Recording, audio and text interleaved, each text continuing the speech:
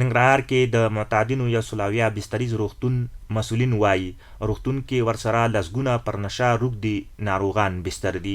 د دغه روغتون امیر ډاکټر انوارالحق رشیدي وایي هر میاشت له 100 تر 120 ناروغانو درملنه کوي چې د اسلامي امارت واک ته له رسیدو تر اوسه یې د زرګونه ناروغانو درملنه کړې او ټولنه کې د عامو خلکو په څیر پر بیلابیلو کارونو بوخت دي. نو دلته موږ په میاشت کې یو سل نه 120 پورې مریضان تداوي کوو او په کال کې د 1200 نه 1500 پورې مریضان تداوي کیږي. امارت اسلامي د راتګ نه وروسته ان شاء الله موږ 15,000 معتادین تداوي کړي دي او اوس په خپل معاشره کې عام ژوند کوي. دا وګړو په شان لګیا دي په مختلف کارونو باندې بوخت دي. رشیدي وایي معتادینو ته یې د درملنې ترڅنګ د خیاطۍ، برق، نلدوانۍ او نورو برخو کې د حرفوي زدکړو زمینه هم برابره کړې. دلته موږ په مختلفو برخو کې حرفوي زدکړو لپاره زمینه برابره کړې، لکه ګلکاري شوه، لندواني شوه، خیاطي شوه او د برخه انجینري شوه.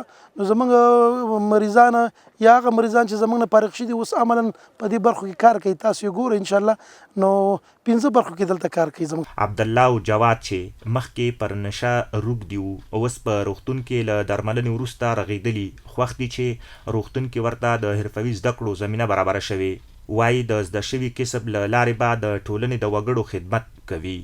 الحمدلله اوس کله چې موږ 15 ورځې بستر هم تیر کو بعد د هغې نه په دې 15 ورځې درسونو کې موږ ته دیني درسونه هم ورکړي او ورزشي هغه یې موږ سره الحمدلله اوس راغلي یو حرفوي درسونو ته. اوس دغلته مسلکونه دي، څوک د خیاطۍ مسلک کوي، څوک د نلدواني او موږ د برق د کورو فټینګ ته راغلي. اوس الحمدلله هغه مخکیني ژوند نه تر اوسه اوس الحمدلله ډېر خوشحاله بستر وم او انشاءالله اوس ښه شوی یم، خپل کاروبار هم کوم باندې دغه د پرې صاحبانو نه ډاکټر صاحبانو نه ډېره زیاته خوشحاله یم. زموږ تداوي وشو او دغه څنګه انجینري برق کار هم کوو، شکر ده خوشحاله یو.